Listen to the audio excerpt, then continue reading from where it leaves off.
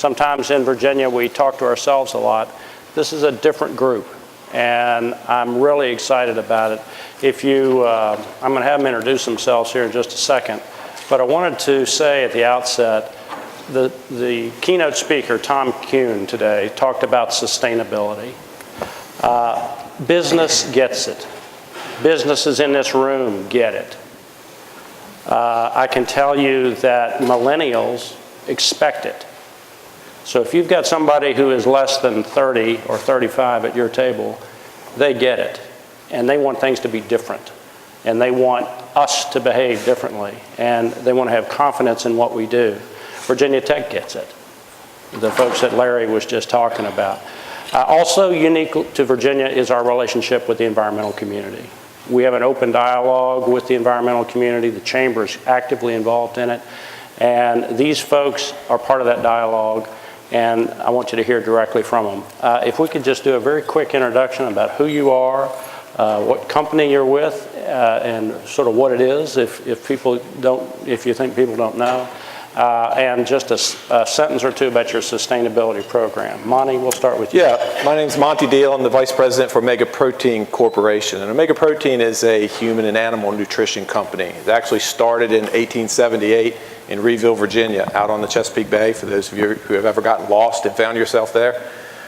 We primarily make our human and animal nutrition products from a fish called a menhaden. It's a forage fish that's very abundant in the Atlantic Ocean and the Chesapeake Bay.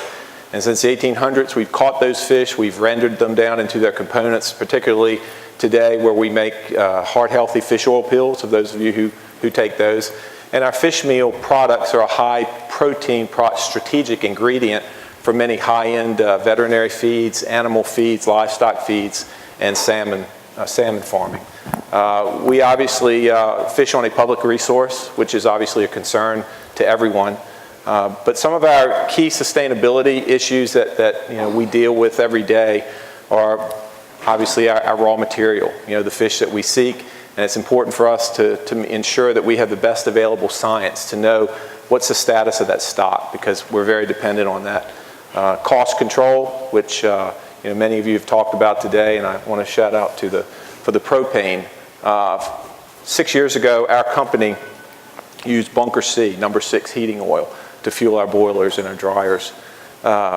It was very expensive. It was a cost disadvantage because our same identical plants that we have in Louisiana and Mississippi use natural gas that was piped right there. We could not get that at our plant.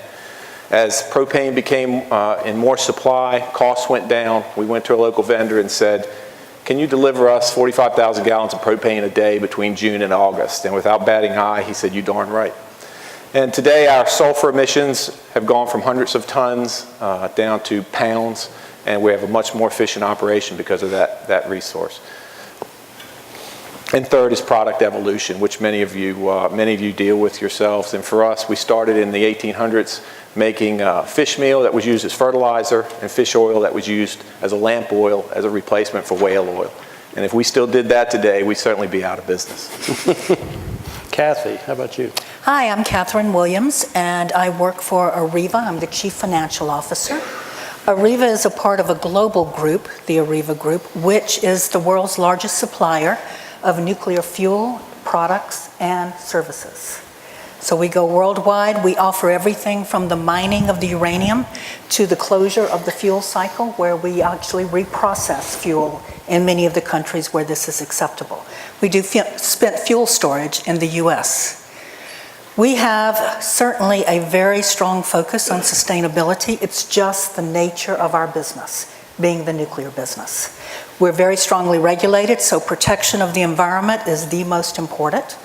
But we also are seeking growth that is socially responsible, that protects the environment, and, as the CFO, very near and dear to my heart, is profitable. We believe the way to do that and to continue with sustainability in our business is to meet the needs of the customers so that they can meet their cost structure and also have the technology advances that are required in today's environment, We also need to meet the needs of our employees. They are our most valuable asset. And as it's been mentioned, the millennial employees that we are seeing coming out of college now have a whole different viewpoint than the employees that we had who built the nuclear plants back in the 70s. And then our last piece, and it's the strongest piece for us of sustainability, is our outreach programs to the local communities. We want to put in place communications, education, and programs that allow us to have the resources necessary in the future to meet the energy demands of this great country so that they can continue to compete globally in the markets. Great, thanks. Vanessa. I am Vanessa Millefels. I'm from Microsoft. I don't know if I need to present and introduce Microsoft, also because I don't really work on the software part, so I'd not be the best kind of, and I don't have any tools with me to show you unless, I mean, even though we do have a couple new surfaces and things like that, I should have brought a tablet with me, but I'm working on the data center side, and data centers are kind of the newest utility, and we're facing, when we're siting data centers and developing data centers across the globe, similar challenges than what Bob Blue defined for Dominion. So definitely data centers are both tied to efficiency. So there's a lot of research that been done over the cloud computing growth and how it can enable businesses to be more efficient, more resilient, more sustainable. The cloud computing over the last 5 years has avoided hundreds of billions of metric tons of carbon emitted every year. So we see that data centers are really core to a global sustainable path, but we also have to look at our own carbon footprint. And we're growing in Virginia, and so we're definitely very keen in doing more in Virginia, and I can talk about that a bit later, but we've been engaging with Dominion over the last couple of years and have been successful in announcing a project, a 20 megawatt project just a couple months ago, and we intend to do a lot more to transition toward what we call green data centers, and basically data centers that will consume 100% renewable energy. So I'll dive into that a bit later. Great. Nina. Oh. I'm Nina Butler, and I'm the Chief Sustainability Officer at WestRock Company. And for those of you who don't know WestRock, it was formed in 2015 as the result of the business combination of Rocktenn Company and MeadWestvaco Corporation. And over the last year, we've really been focused on putting together a sustainability platform that reflects our new organization.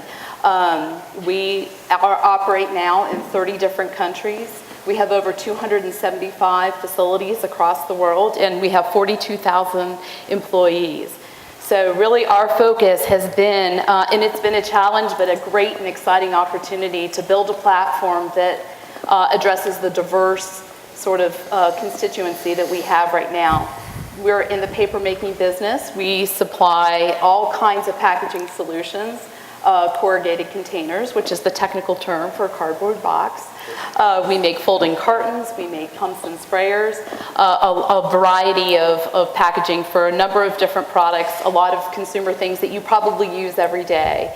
And so later on in the program, I'll be talking about the work that we've done over the past year. So I would call our program new and evolving, and we hope to launch it in June on sustainability. Great, thanks. Matthew. My name is Matthew Cooper. I'm the Senior Vice President of PEG LLC. We're a 19-year-old engineering and environmental consulting firm. So I have a little bit different perspective. Not only do we have our own sustainability efforts within our organization, which is based in Fairfax, Virginia. We have a little under 100 employees. However, we work in 22 different states providing third-party engineering and environmental support for demand-side programs based by state agencies as well as utilities. We work a lot with the mechanical engineering design side for commercial, residential, institutional, multifamily, and industrial new construction. We also provide a lot of technical support in the role of being the sustainability consultant for companies such as these and helping them in the development and implementation of their sustainability efforts. We've manage a lot of programs, from utility demand-side programs to being the technical resources manager for the Maryland Energy Administration. The unique perspective we have is that we interact with many of these incentive programs and educational programs, as I said, in 22 different states. So we get the opportunity to see what programs are working, where they're working, why they're working, and we try to bring those lessons back to what we're working to accomplish here in Virginia, and to try to implement some changes here to reflect some of the things that we see being adapted and implemented effectively as close as North Carolina and Maryland to as far away as New York, Chicago, Indianapolis, and Florida. So from our perspective, we're here on both sides of the fence. One, helping other companies achieve their sustainability goals, and then making us able to reach our own goals internally. That's great. Good. Thank you all. Let's get on with some questions now. Let's tell these folks what they want to hear, which is about your sustainability programs. We've got some interesting questions here, and we're going to start with the cool company, Microsoft. Not that the rest of you aren't cool. I'm pleased to hear we're cool. You know, you're usually cool. you hear others. You're cool. And, but you mentioned some of the ambitions that Microsoft has in the sustainability area with some of your energy programs and other things. Could you expand on that a bit and let us know how you plan to achieve them? Yeah, so Microsoft tries to be cool, and definitely that's the new CEO, Satya Nadella, was appointed about 18 months ago, and we have these Q&As about every month internally. And one Microsoft employee asked him, what could we do to be cool? And he mentioned energy, what we can do in the energy landscape and what we can do around energy access in Africa, particularly around microgrids, or how to contribute to the next generation of utilities across the globe. So even though it's not a core business, clearly not, this is in his head already. And for the energy team I'm part of, we definitely find this is what we're working on could be part of the value of Microsoft as a cool company. So Microsoft has been carbon neutral since 2012. That means that we purchase renewable energy to cover all of our emissions for all of our operations. So that includes our labs, our offices, our data centers, our manufacturing operations, and our business travel, and both in the US and worldwide. We will continue to maintain that program. So that program is achieved mainly through the purchase of REC, unbundle or bundle RECs in the US and similar kinds of products, or renewable energy credits for those who are not familiar. On top of that, we want to have programs that will have more impact, more direct impact, and that's how we discussed with Dominion here in Virginia, what could we do that could be more incremental and accrue to the renewable energy into the grid here in Virginia. And with the changing regulation, with the perspective of the Clean Power Plan, with the fact that we're located in a bunch of different countries and states in the US, we definitely understand there is not one size fits all, and that's kind of the challenge. We have to kind of custom-made solution in each state where we operate. And we decided to be quite innovative here in the state of Virginia with Dominion, where we created this public-private partnership also with the Commonwealth of Virginia to bring 20 megawatt. Grant you 20 megawatt is really just the beginning. We have higher ambition for the state and across the US, but this was the first solar project that Microsoft invested in. We've invested over the last 2 years in 2 larger wind utility scale projects in Texas and in Illinois, but this is our first solar project, so we're very proud of bringing that here in Virginia. That's great. Cathy, you mentioned that sustainability is really essential to your company's success. Yes. How successful have you been at incorporating this into the core businesses and the business activities that you have? How have you become not the office down the hall? Okay. So again, we have 2 approaches to sustainability. One is helping our customers the nuclear energy industry provides services that protect the environment, that protect the people, and that are sustainable in the long run, because we need this source of energy in the U.S. as a part of the portfolio.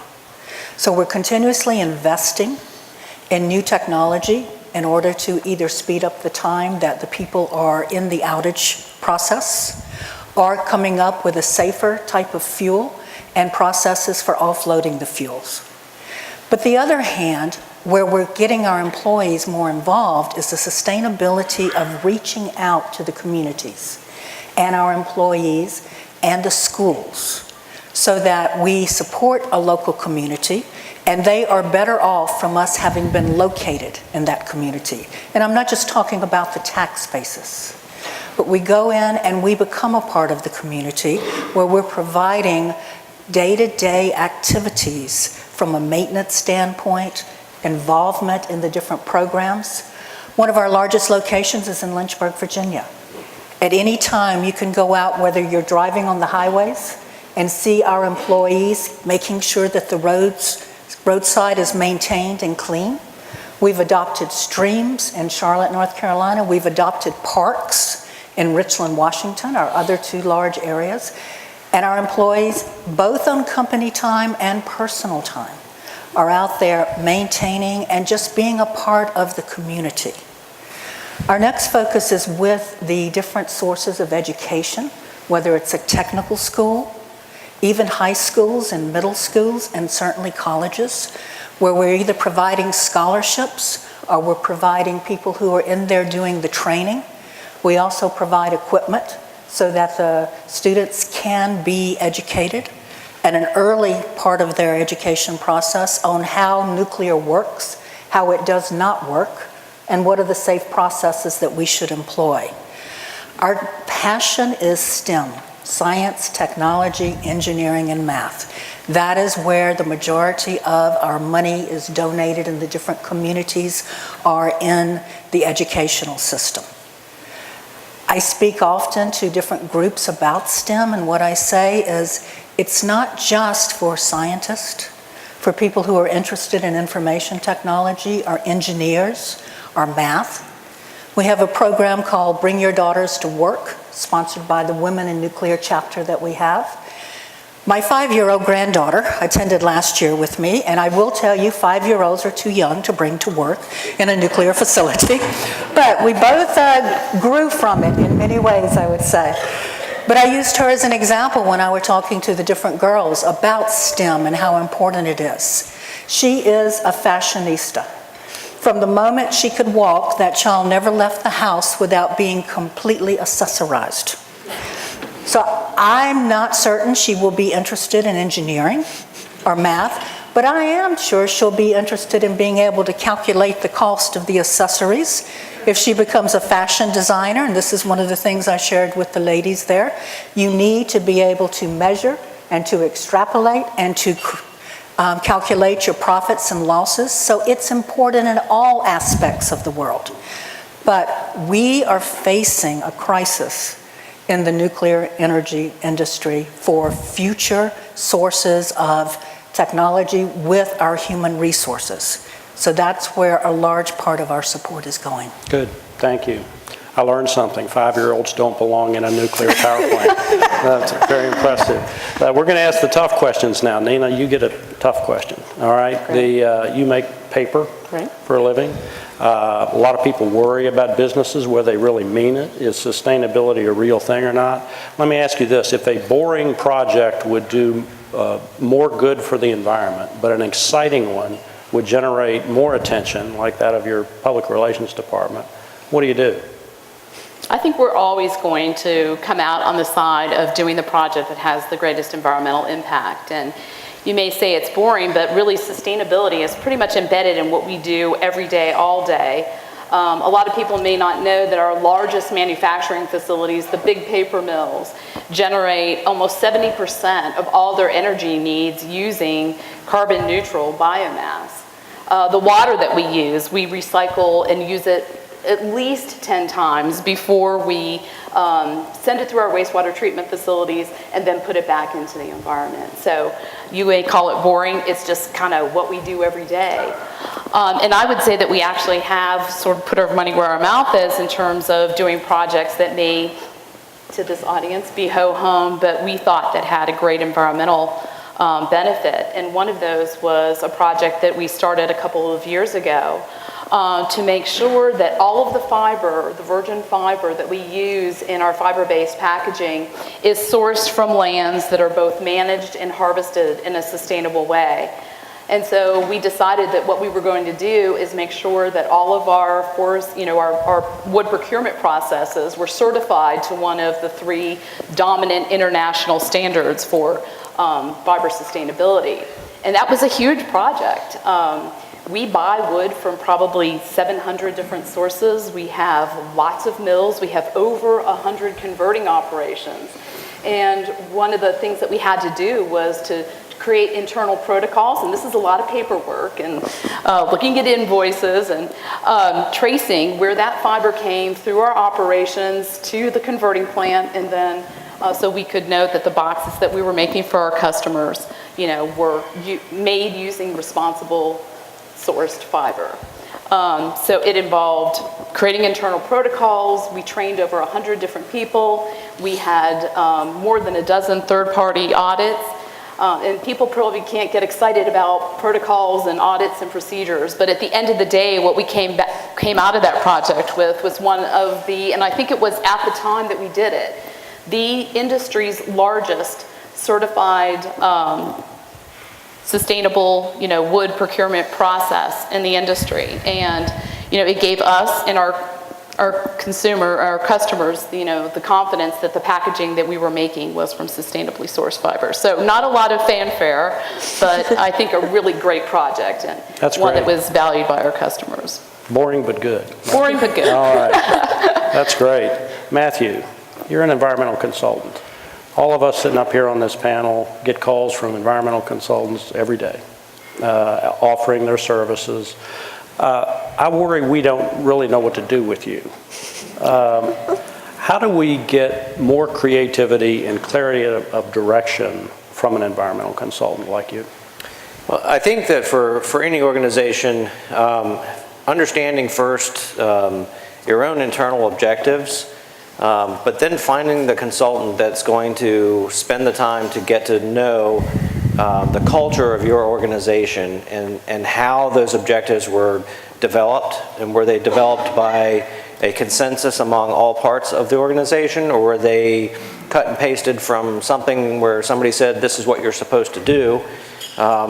Consultants like us, we get excited about audits, but we also get excited about finding the ways that really take what has become a kind of a homogenized process of reaching out and finding the very typical things of lighting controls and building automation systems and recycling programs within organizations, and looking beyond that by finding out what is unique about this organization, finding out what's unique about their demographics, about their customers, about their employees.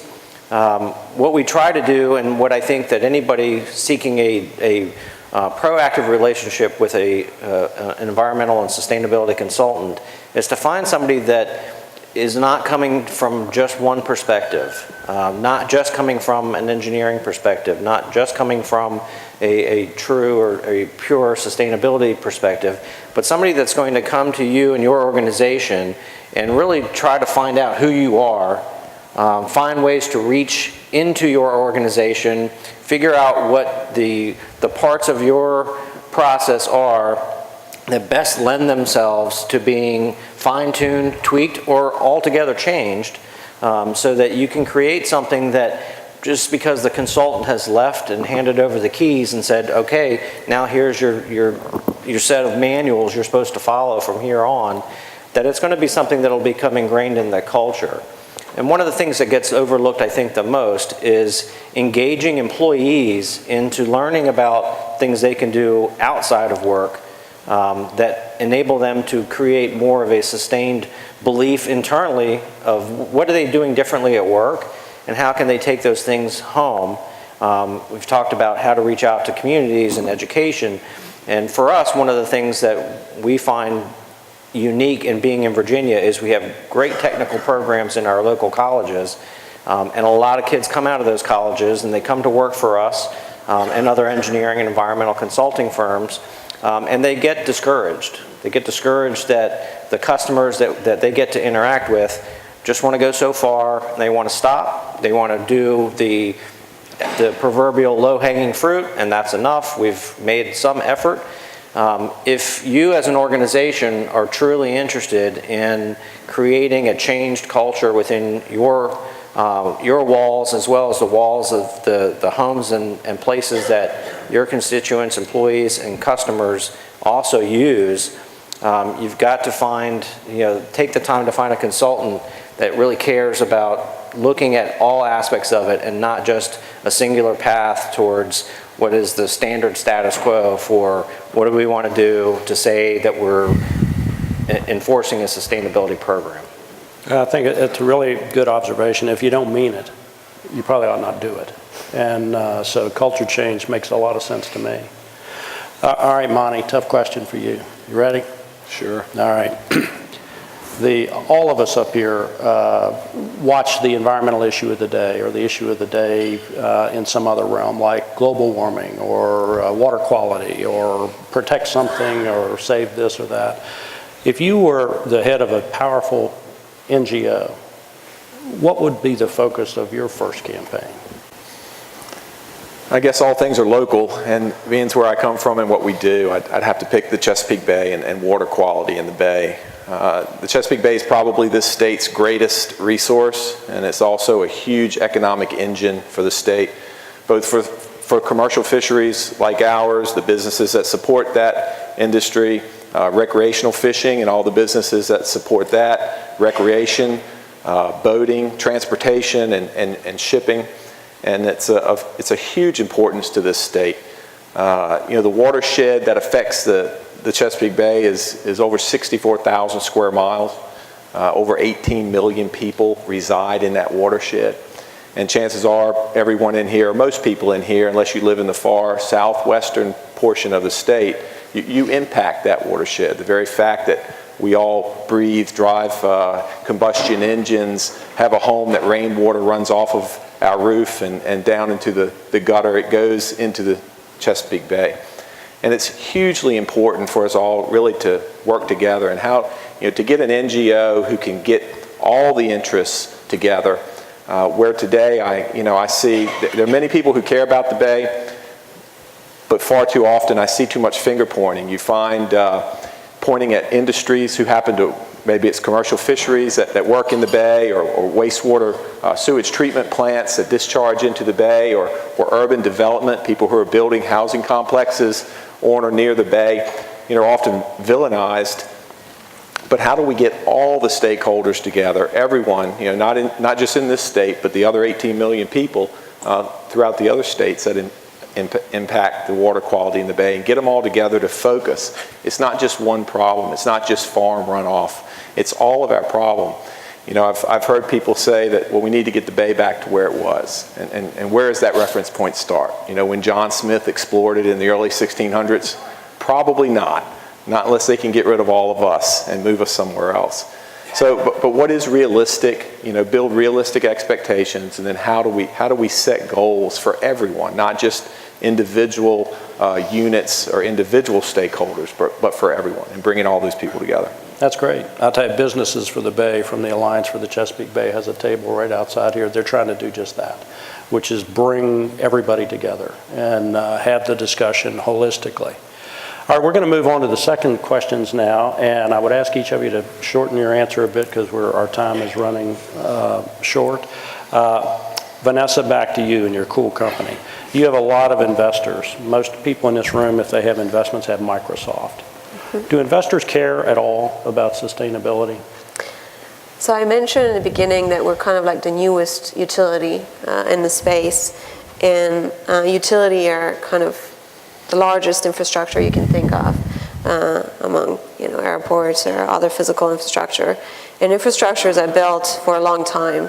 And when we invest in our data centers, we invest hundreds of millions of dollars, and we invest for 10, 20 plus years. So then when you decide on that investment, you have to factor all the current risk, or the foreseeable risk, and all the future risk that, we don't, we can all bet on that, but we don't.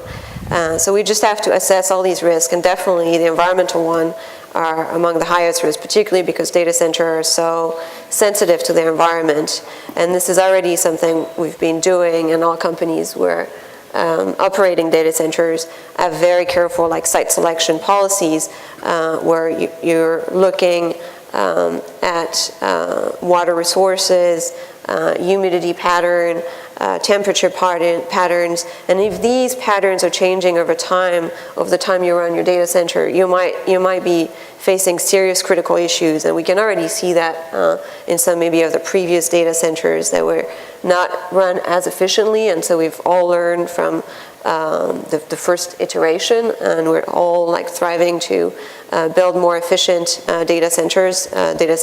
We have this metrics in data centers. It's called power usage effectiveness. We're trying to get that to ideal 1.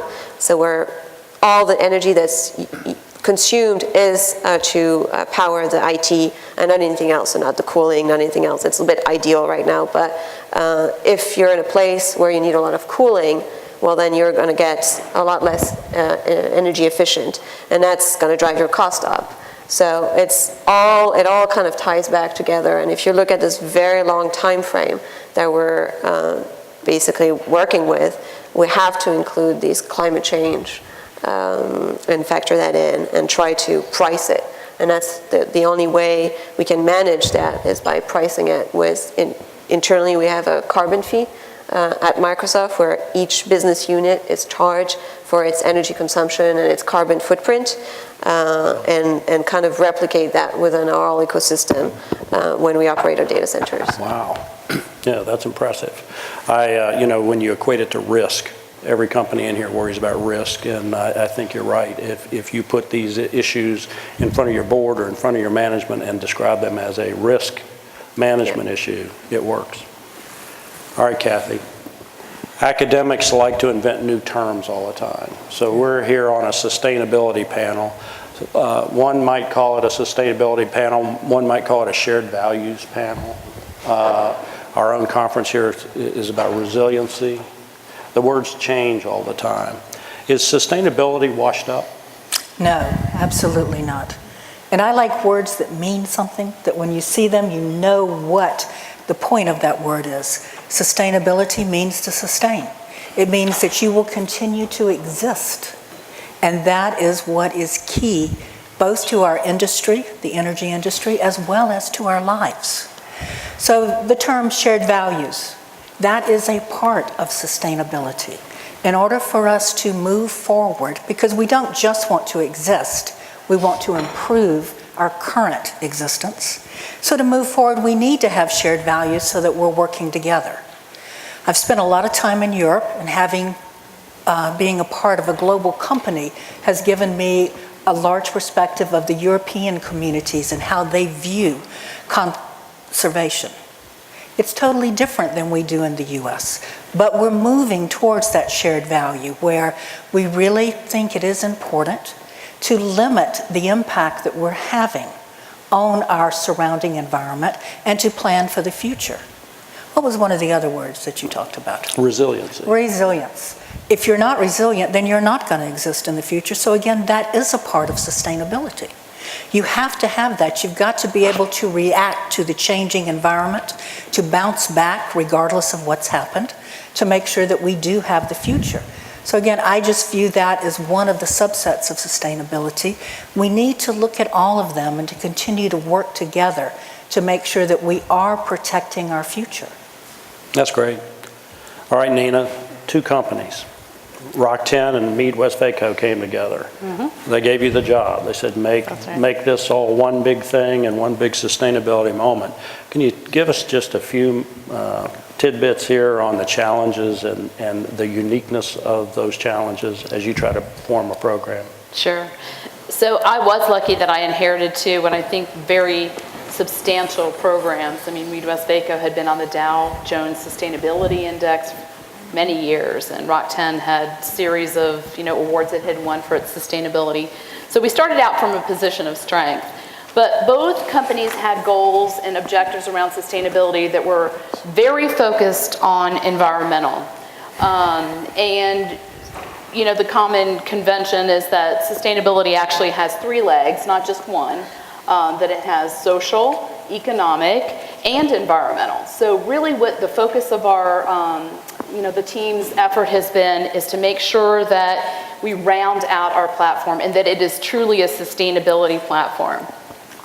And so the easier part of rounding out that platform was around social. I think we had, our leadership team obviously was giving input into the new platform, and I think everybody coalesced around the notion of, diversity and inclusion and safety and employee-focused endeavors.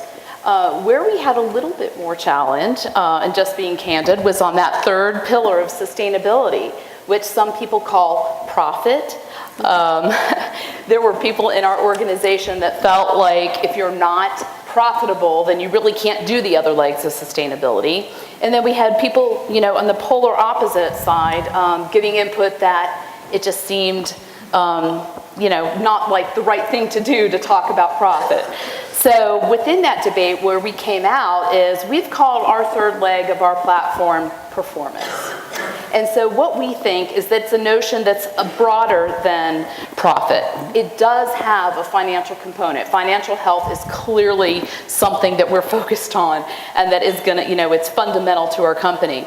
But we also have embedded the notion of innovation into our performance platform because we think sustainability is really a driver for profitable business growth for us. So when our customers come to us and they say, we want a lighter weight package or we want something that's compostable or it's recyclable, that really gets our design team sort of charged up and thinking about new ways to create different kinds of packaging that could be winners in the market. So that's what we settled on, but it was that was probably the most difficult concept that we had to wrestle with in putting the new platform That's interesting. together. Companies worry more about that than people think they do, and how it relates.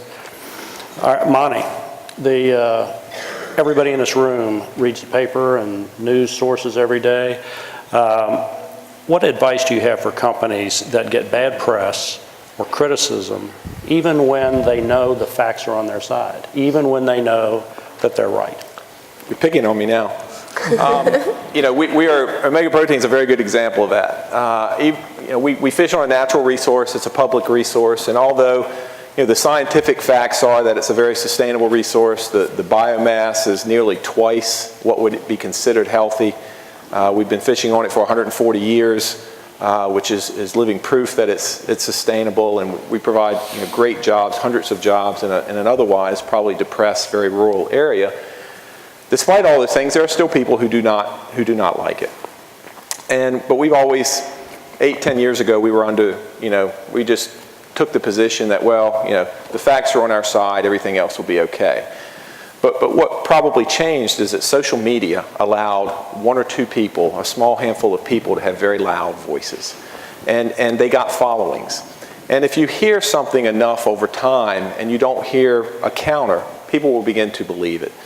And it's hit us 5, 6, 7 years ago where we realized we're now losing this. We're losing this public relations, war. So we had to change our philosophy, become a little bit more offensive, and seek to engage people, not people, organizations. We started hosting tours of our plant. We produced literature based on the science that was provided. We reached out to legislators to bring them to the plant. Second Tuesday every month we would have Legislator Day and get legislators, their aides, their families to come to the plant to see what we do, to dispel any myths that they may have heard. We reached out to civic organizations. We would go out and provide briefings. I would travel 2 to 3 hours away from home just to go and give presentations to organizations to begin to turn that tide. It's worked for us.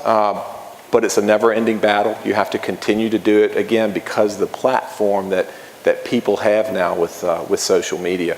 But you also have to know when or particularly who not to engage. And I give the example. I don't do social media. I don't have time to be on Facebook, and I don't like necessarily going and reading somebody who hates me, who doesn't even know who I am or what I do. But my daughter, it bothers her. And she engages with these folks. And she's always saying, Dad, you got to get on here and you got to set these people straight. And I say, honey, you just need to leave the haters alone, the name calling. Give them facts, which she is very up to speed on, but just don't engage them. And one day she came to the house, and my wife and I were on the couch. She said, Dad, you've got to get on here. You've got to address this. You've got to take care of this. And honey, leave it alone. She said, no, I printed this out. Read it. And it was something on there that said, I'd written an editorial in a paper to provide facts. And this person on this blog post said, I'd like to find this Monty deal and this blankety blank Monty deal. And I'd like to spit tobacco in his face and kick his blankety blank.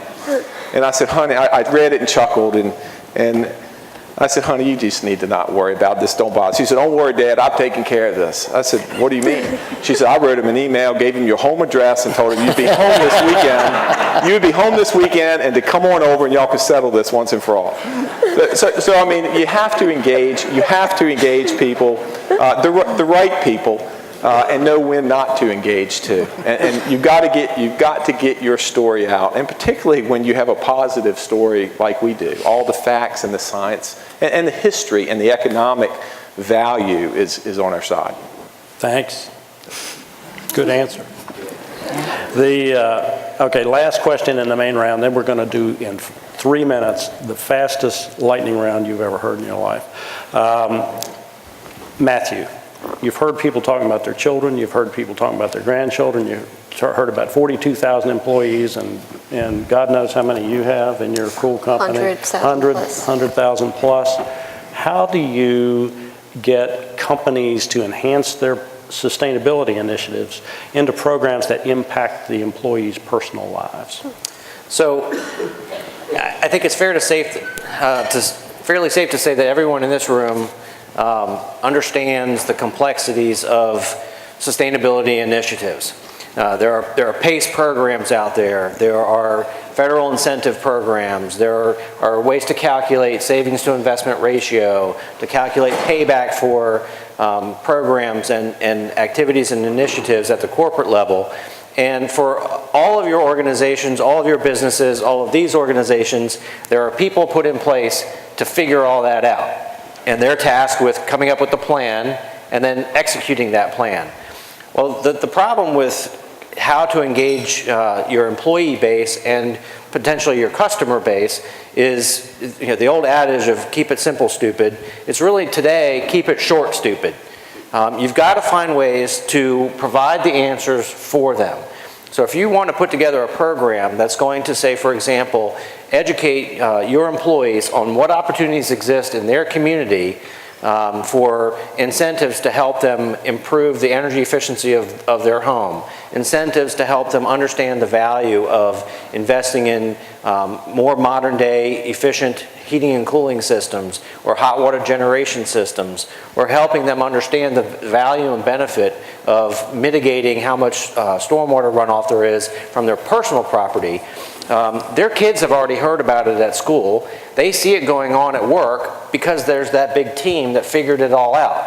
And to them, a 30-year payback by changing a chiller makes sense because they understand the long-term benefits. But if you want to get your employees and potentially your customers to participate in this overall sustainability initiative for your businesses, you've got to find a way to make it simple for them and make it short. It's got to be easily understood. So what we've done in the past is we go out and we canvass the areas where employees live, and we figure out what are the opportunities that exist based on their housing stock, based on their zip code, and then we create almost a job fair where people can come and say, Mr. and Mrs. Jones, this is where I live. We say, yes, we know. Now, these are the things that are available for your location as a corporate initiative, we as a consultant, we're going to come out, we're going to look, we're going to do your energy audit, we're going to figure out what needs are there.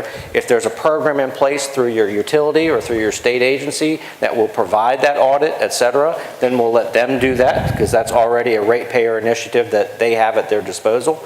But we'll help them make the decisions and look at the recommendations that are being given that they don't have the time, interest, or perhaps not knowledge to understand really what is the best option for them to participate in some of these initiative programs that are out there. And I think for that, that's the biggest thing that you can do. Okay, great. All right, lightning round. And we need 10-second answers from each of you. 10 seconds. You ready? All right, the age-old question, starting with you, Matthew, and I'm going to go this way. What keeps you up at night? What keeps me up at night is that the young engineers coming out of Virginia schools that we count on so much to help build our programs aren't going to want to work in the state because our state is further behind than others that have more advanced initiative programs. Nina. I think it's the magnitude and the pace of the wave after wave of regulatory changes that are coming out in the environmental area keep me up at night, especially now that we have operations in 30 countries trying to keep on top of that. Vanessa. I dream of trains. I took the train from Washington here, and I just wish there were more trains. I'm living on the West Coast, and I'm coming from Europe, and I just wish I could travel the U.S. with trains. So I dream of more infrastructure, I guess. Nice. Kathy. Developing the pipeline for human resources to replace my industry's aging workforce. I think about strategic things during the day when I'm drinking a beer, but at night I think about the safety of all of our vessel crews out in the ocean and in the Gulf. That's great. Last one. We're getting 10 seconds each coming back. What's been the biggest mistake you've made in developing your sustainability program, Monty? Waiting too late to engage the public on our value. Kathy. Not funding it as strongly as we should have initially. Vanessa. Facing the scale we have to look at. I mean, the data centers represent 1% of the global energy consumption, and we maybe didn't understand that scale from the beginning. Nina. Assuming that if we set good goals like waste minimization, that they were just going to happen, and sustainability is actually a lot of work. Matthew. Not getting picked by enough companies that really could have benefited from our advice. And with that, the consultant speaks. All right, we have it. Thank you, panel, very much. We really appreciate it, and I think that's a nice end to the conference. Thank you.